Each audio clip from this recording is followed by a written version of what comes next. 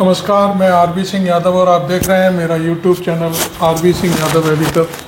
पिछले कुछ दिनों से माने जिस दिन से भारत विश्व कप हारा है उस दिन से पनौती शब्द बहुत इस देश में बातचीत का पर्याय बन चुका है। लेकिन हम आज पनौती शब्द को पूरा दुरुस्त करते हुए आपके सामने रख रहे हैं कि पनौती के मायने क्या हैं और पनौती है क्या चीज़। इसके लिए हम भाई जाने माने जर्नलिस्ट रवीश कुमार के साथ उनके द्वारा किए गए एनालिसिस और नेपाल से इस शब्द की जो उत्पत्ति दिखाई दे रही है उस पर हम बृहद चर्चा करेंगे। ये वीडियो काफ़ी लंबा है और इंटरेस्टिंग है, आप सभी लोग देखें। मेरे चैनल को भी सब्सक्राइब करें और भाई रवीश कुमार के चैनल को भी सब्सक्राइब कर उनको आगे बढ़ाने की कोशिश करें। तो सुनिए भाई रवीश कुमार को, अभी हम उनसे रूबरू होते हैं। भाई रवीश। नमस्कार, मैं रवीश कुमार। आज हम पनौती पर बात करेंगे और इसलिए बात करेंगे कि पनौती किसी की बपौती नहीं है। यानी अभी तक आपको पनौती के बारे में जो भी बताया गया है वो भारत का सच हो सकता है, लेकिन यह शब्द किसी और देश में पवित्रता का सूचक बन जाता है।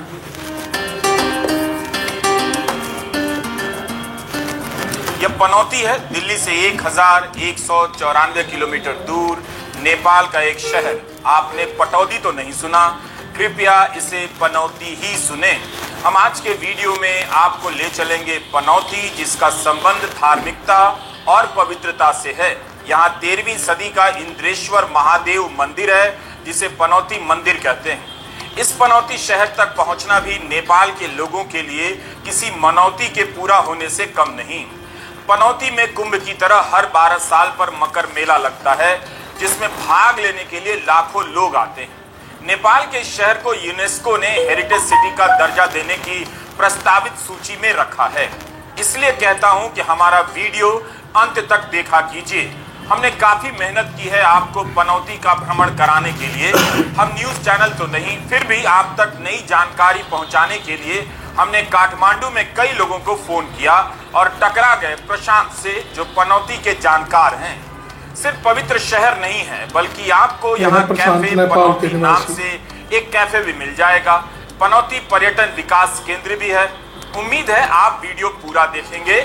और सागर नाम के इस यूट्यूबर ने तो पनौती पर पूरा वीडियो भी बनाया है। सागर भी नेपाल के हैं और हमने उनसे अनुमति ले ली है।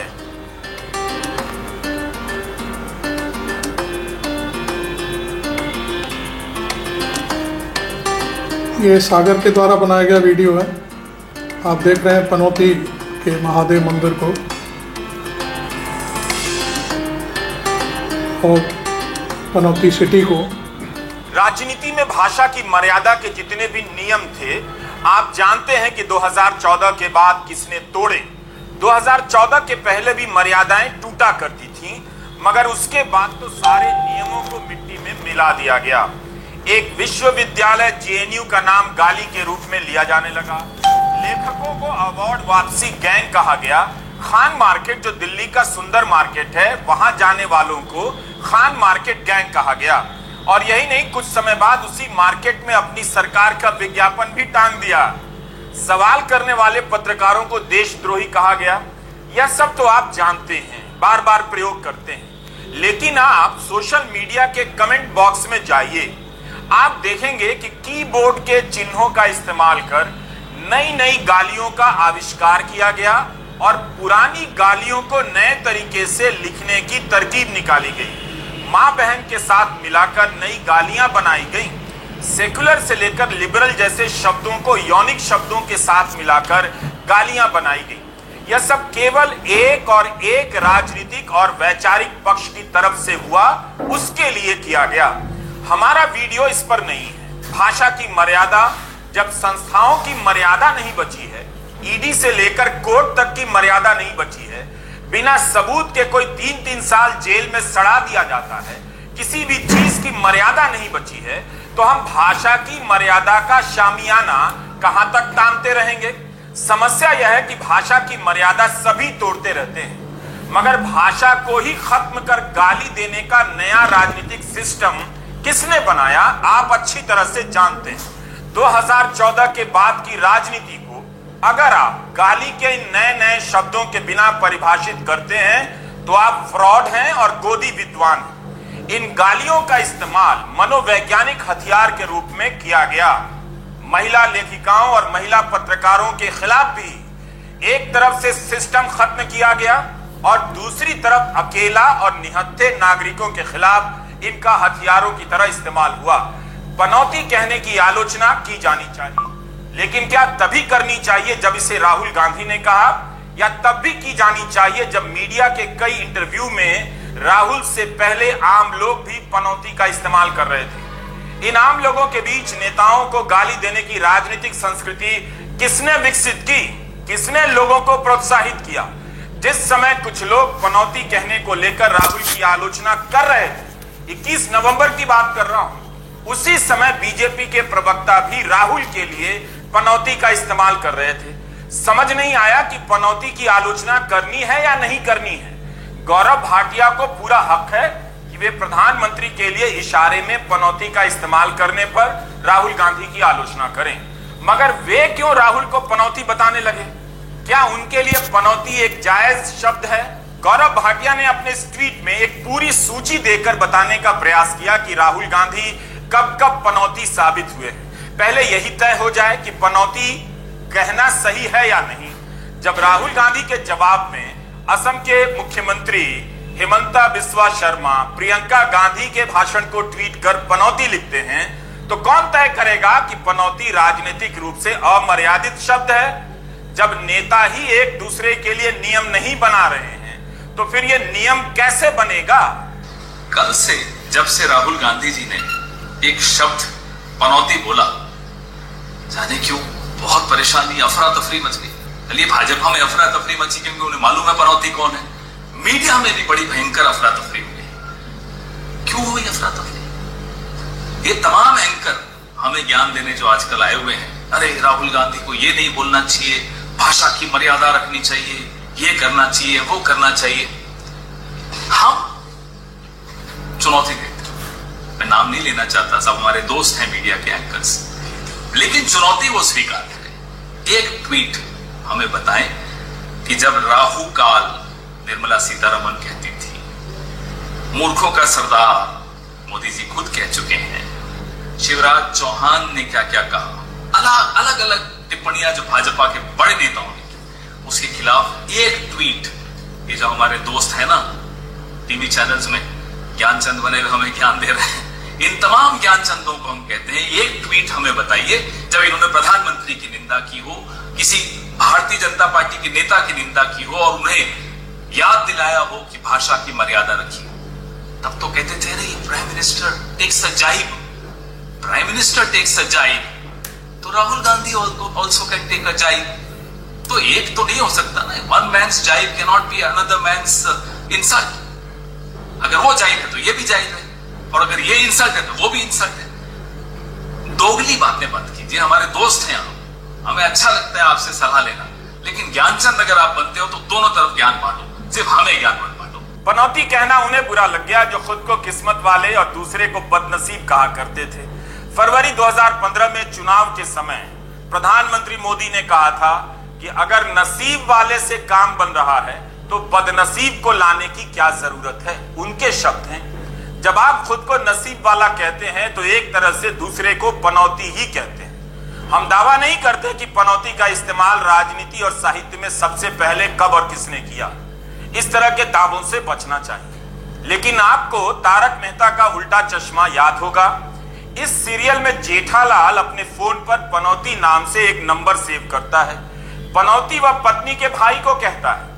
सीरियल पॉपुलर हुआ तो पनौती भी घर घर में पॉपुलर होने लगा। इसके बाद एक फिल्म आती है खट्टा मीठा। इस फिल्म में अक्षय कुमार जब भी रोड रोलर पर चढ़ते हैं, रोड रोलर बंद हो जाता है, तब झुंझलाकर जॉनी लीवर कहते हैं कि पनौती तू उतर नीचे, जब भी रोड रोलर पर चढ़ता है बंद हो जाता है। अक्षय कुमार की ही एक और फिल्म आती है हाउसफुल। इसमें एक गाना है, सच अब पनौती, सत्य वाला सच नहीं, अंग्रेजी वाला SUCH सच। तो गाना है, हाथों की रेखा इसे रुलाए, किसी रबर से मिट ना पाए, लाइफ कुछ भी देती नहीं है, बदले में लेती ही रही है। सच पनौती दुनिया में कहीं देखा ही नहीं। He is such A loser, he is such A loser, oh what A loser.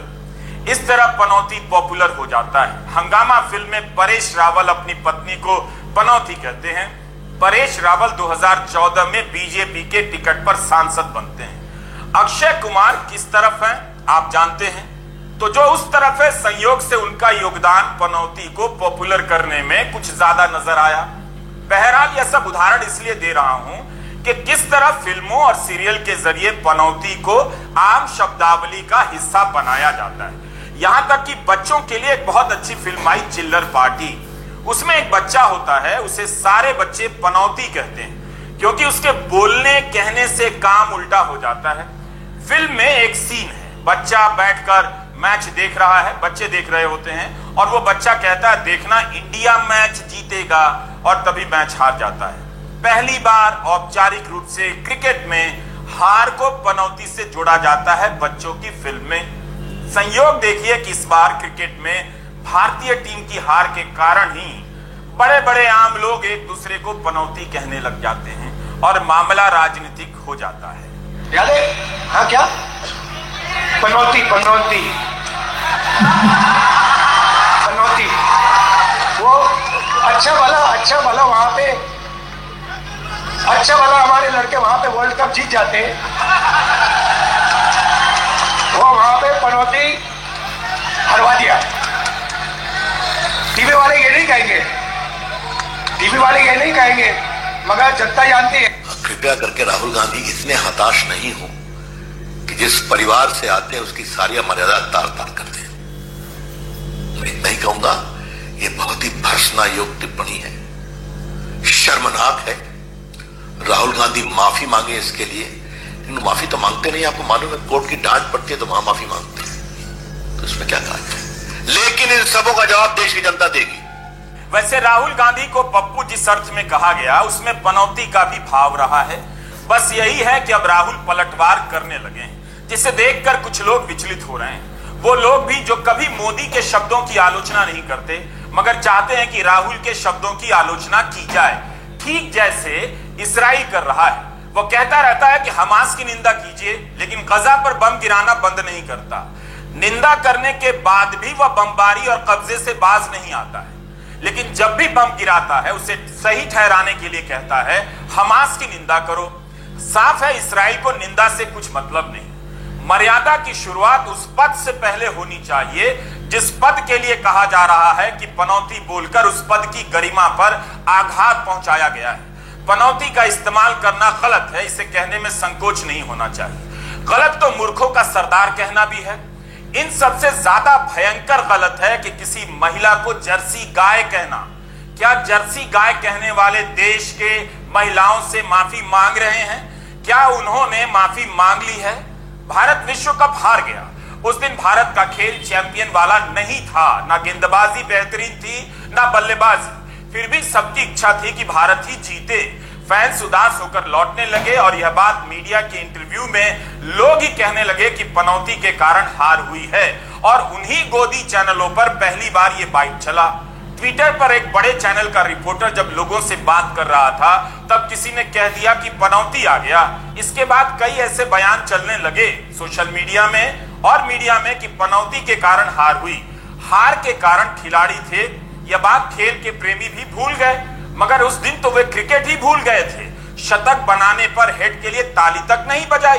Twitter पर 3 दिनों से पनौती मोदी ट्रेंड कर रहा है और भारत सरकार ने ट्विटर को लिखकर इसे बंद क्यों नहीं कराया, जबकि कई पत्रकार जब सरकार से कड़े सवाल पूछ लेते हैं तो उनका अकाउंट बंद हो जाता है। हम आपको जल्दी ही नेपाल के पवित्र शहर पनौती ले चलेंगे और बताएंगे कि पनौती का संबंध पवित्रता से है, लेकिन उससे पहले इस शब्द के प्रचलन की बात कर रहे हैं। हम आपको बता दें कि यूपी में भी एक गांव है जिसका नाम पनौती है, चित्रकूट जिले में, लेकिन इस गांव के बारे में हमें जानकारी नहीं है कि पनौती नाम क्यों पड़ा।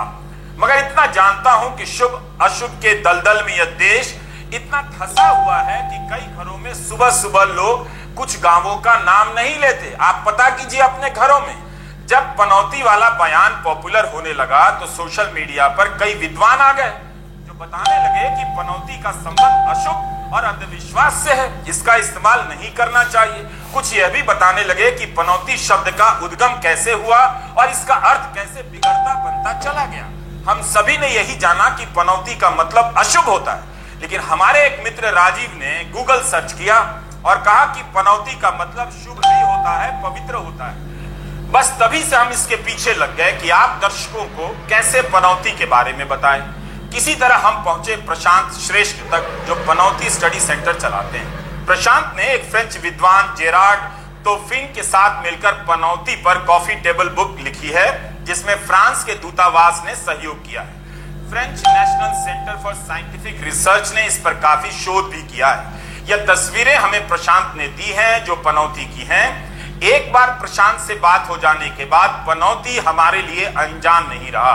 इस शहर का संबंध महाभारत से भी हो सकता है। मेरी इस पर एक राय है। पनौती शब्द से अशुभ या अंधविश्वास जोड़ा जाता है, उसे प्रधानमंत्री मोदी चाहे तो तोड़ सकते हैं। उन्होंने नेपाल के धार्मिक स्थलों का दौरा किया ही है, वे चाहे तो पनौती का दौरा कर लें। ऐसा करने से पनौती शब्द को अंधविश्वास से मुक्ति मिल जाएगी। लेकिन जहां धार्मिक मान्यताएं होती हैं, वहां अपने तरह के अंधविश्वास होते हैं। पनौती शहर पनौती से जुड़े अंधविश्वास को तोड़ता तो है, मगर पनौती के भीतर भी भांति भांति के अंधविश्वास होंगे। उसे कौन तोड़ेगा, कैसे तोड़ेगा? क्या यह बात आपको हैरान नहीं करती कि हिंदू मान्यताओं के तहत ही पनौती एक पवित्र शहर है, मकर संक्रांति के समय लगने वाले मेले का शहर है।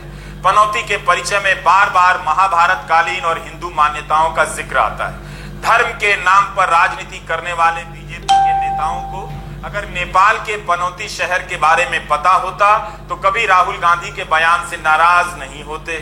तो हम आज के वीडियो में आपको पनौती ले जाना चाहते हैं, ताकि आपको पता चले कि जो शब्द भारत के लिए अशुभ है वो नेपाल के लिए कितना पवित्र है और तीर्थ है। यही वो पनौती शहर है। काठमांडू से 30 किलोमीटर दूर हिमालय की गोदी में बसा एक छोटा सा मगर पुरातात्विक शहर, पुण्यमती और ऋषिखोला नदियों के संगम पर बसा है। जिस पहाड़ी की गोद में यह कस्बा बसा है उसका नाम महाभारत पहाड़ी है। इसके इर्द गिर्द हल्की पहाड़ियां हैं, ऊंचे पहाड़ नहीं। अगर पवित्र नहीं होता तो महादेव के इस मंदिर को पनौती मंदिर नहीं कहा जाता। यहाँ के शिवलिंग को लेकर अपनी कहानियां हैं, मान्यताएं हैं, जो भारत में कही जाने वाली तमाम कहानियों और मान्यताओं से बहुत अलग नहीं लगती। यहाँ के महादेव मंदिर की बहुत प्रतिष्ठा है और इसके दर्शन के लिए दूर दूर से लोग आते हैं। माना जाता है कि शिव ही पनौती के अभिभावक और रक्षक हैं। इसका इतिहास लिच्छवी साम्राज्य तक बताया जाता है। 400 से लेकर 750 ईस्वी के समय इसके अस्तित्व के प्रमाण मिलते हैं, जो इस संग्रहालय में रखे हुए नजर आते हैं। इतिहासकार मानते हैं कि उस समय से ये इलाका काफी विकसित रहा है। यहाँ नेवारी भाषा ज्यादा बोली जाती है। पहले इस जगह का नाम पलाती था, फिर पांचाली हो गया और फिर बदलकर पनौती हो गया। एक मान्यता के अनुसार पनौती के पूर्व में बहने वाली 3 नदियों पद्मावती, लीलावती और रुद्रवती के नामों से एक एक अक्षर लेकर इसका नाम पलाती रखा गया, जो बाद में पनौती हो गया। वास्तव में पनौती शहर एक ऐसा शहर है जो पौराणिक काल से भी महत्वपूर्ण स्थान में रखा गया है। जैसे कि इंडिया के कुंभ मेला, जहाँ पे करोड़ों लोग भाग लेते हैं, वही टाइप का एक मेला होता है यहाँ पे, मकर मेला, जो 12 वर्ष के एक बाद कुंभ के चक्र में ये घूम रहा होता है। और ये 12 वर्ष मेला यहाँ पर 1 महीने के लिए होता है। और ये मेला इसलिए प्रख्यात है कि ये मेला से आपको एक पाप मोचन का मेला भी कहा जाता है। इसका अर्थ ऐसा होता है कि जब यहाँ पे जब इंद्र जो भगवान स्वर्ग के भगवान थे, वहाँ ने अपने जीवन में किया हुआ बुरा काम के से वहाँ को शरीर में जो शरीर भर योनि का सांप लगा था, उसको मुक्त करने के लिए वहाँ ने जो स्थान को खोजने के क्रम में यहाँ पे त्रिवेणी घाट में आकर वहाँ का पाप मोचन हुआ था। इसी काल से स्टोरी है जो इसी पत्नी अहिल्या को वहाँ इंद्र स्वयं ने, बहुत बढ़िया है, लास्ट पेज बोला है आपका, जो वहाँ ने वहाँ ने जो संभोग हाँ मिल गया किया था, मिल गया उसी को पाप मोचन करने के लिए यहाँ पर आकर ही पाप मोचन हुआ है, ऐसा कथन है। इसी के कारण से कमेटी एक महत्वपूर्ण धार्मिक स्थल बना हुआ है। अब यहाँ पर देख सकते हैं मेरे पीछे में इंद्रेश्वर महादेव जो अभी आप यहाँ देख सकते हैं, वो वहाँ के पाप मोचन के बाद बनाया हुआ मंदिर के रूप में जाना जाता है। और पनौती स्वयं एक ऐसा शहर है जो सिंगल शिला पर बना हुआ शहर के रूप में माना जाता है। और आप देख सकते हैं यहाँ पर दो नदी है, एक रुद्रावती और एक त्रिवेणी, जो दोनों का संगम होकर जब एक गुप्त नदी आता है जिसके मिलने से ये त्रिवेणी बन जाता है, वही कारण से ये महत्वपूर्ण त्रिवेणी धाम के रूप में जाना जाता है। और प्रत्येक वर्ष में एक यात्रा भी होता है जहाँ पर आप एक समूह की यात्रा होता है, जो एक किस्म से कहे जाने पर हम कहते हैं कि यहाँ का एक महत्वपूर्ण यात्रा है। तो आप तस्वीर में देख सकते हैं, वहाँ पर 3 रथ का मिलन होता है और वही एक महत्वपूर्ण यात्रा के रूप में अभी तक भी एक चर्चित स्थान में जाना जाता है। 1970 में फ्रांसीसी रिसर्चरों ने इस शहर का चुनाव एक विस्तृत अध्ययन के लिए किया। कुछ वर्षों के बाद फ्रांस के विदेश मंत्रालय और उनकी एजेंसियों ने इस शहर की वास्तुकला के इतिहास को बचाने के लिए एक प्रोजेक्ट भी शुरू किया और फ्रांस ने काफी पैसे दिए।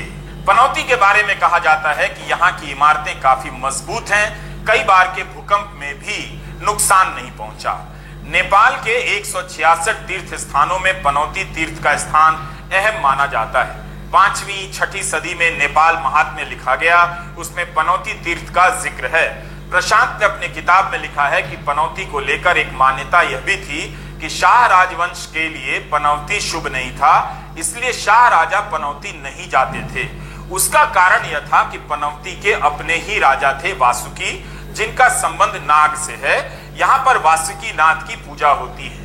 मान्यता थी कि एक समय में 2 राजाओं का एक ही जगह पर होना खतरनाक हो सकता है।